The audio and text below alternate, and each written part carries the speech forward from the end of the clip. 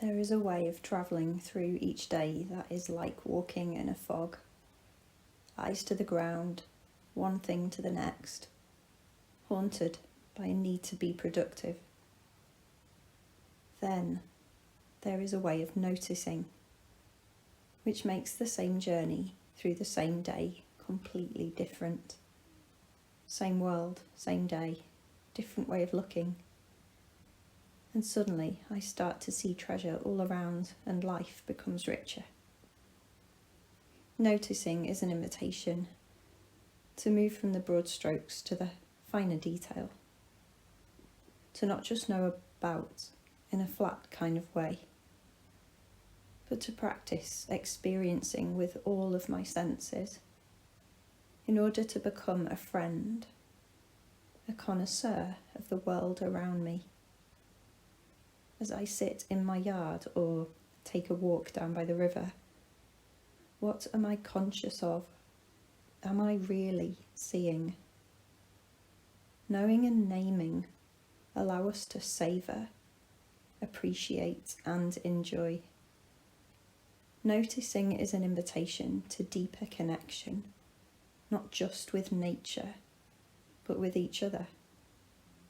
There is something about knowing and being known, about not walking past, but taking the time to listen, acknowledge, and learn from the treasure house of stories that lie within every person I meet. There is something about stopping long enough.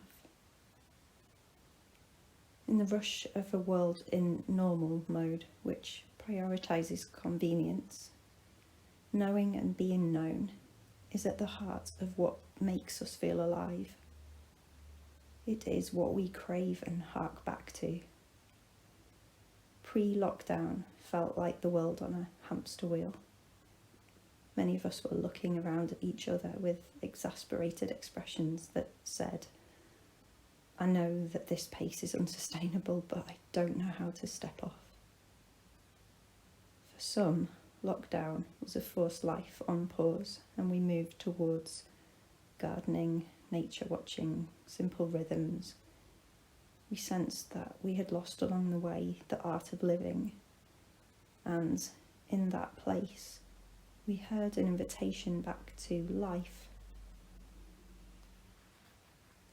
These reflections took place from the start of the first national lockdown in March 2020 until the end of the third a year on. They are the fruit of a slower pace, spent closer to home than ever before. Each one is inspired by my most local space, my own yard, which has become precious to me, and the 2-kilometre stretch of Hadrian's Wall path along the Eden from Engine Lonning to the Sheep Mountain back. I will never tire of this spot, for there is no end to the treasures contained within it. Lockdown brought pain and loss, yet the time it afforded me on my own personal journey was precious. Secret riches hidden in the darkest places,